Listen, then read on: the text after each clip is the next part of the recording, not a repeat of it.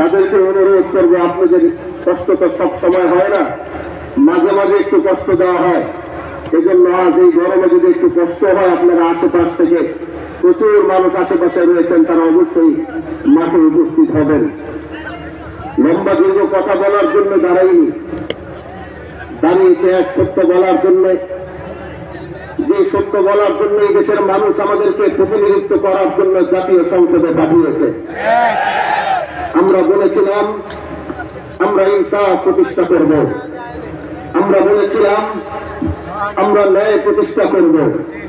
আর আমাদের এই আওয়াজগুলো, এই কথাগুলো এই দেশের মানুষ, আমার এলাকার মানুষ, তারা বিশ্বাস করেছিল এবং বিশ্বাস করে সেই শিবচরের মানুষ আমাকে ভোট দিয়ে আমাদেরকে জাতীয় সংসদে পাঠিয়েছে। মওলানা মামুনুল হক দামাত বরকাতুহু আমার উপর আস্থা রেখেছেন, আমার উপর আস্থা রেখে তিনি আমাকে এই দায়িত্ব পালন করার সুযোগ দিয়েছেন।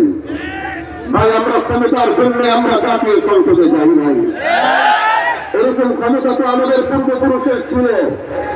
আমরা এরকম ক্ষমতার মসনদে বসার জন্য, আমরা ক্ষমতার মসনদে বসার জন্য জাতীয় সংসদে যাইনি।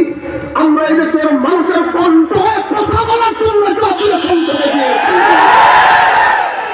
এজন্য যতদিন আমাদের কথাগুলো যতদিন রায় না হবে, আমাদের দাবিগুলো যতদিন পূরণ করা না হবে, আমাদের আন্দোলন চলতে থাকবে।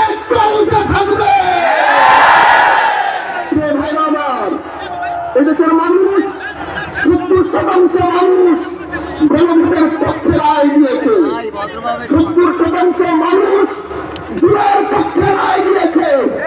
এজন্য এদেশের জনগণের ম্যান্ডেটের বাইরে কি অন্য কিছু করার কোন সুযোগ করা হবে না। ভাইরা আমার, আমরা সরকার পতনের আন্দোলনে নামি নাই। এটা কোন সরকার পতনের আন্দোলন আর সমাবেশ নয়।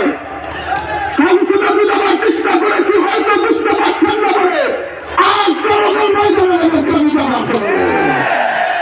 এজন্য আমরা চাই সরকার এটা বুঝবে, জুলাইকে ধারণ করবে, গণভোটের রায়ের পক্ষে সরকারও থাকবে, তা আমাদের চাওয়া।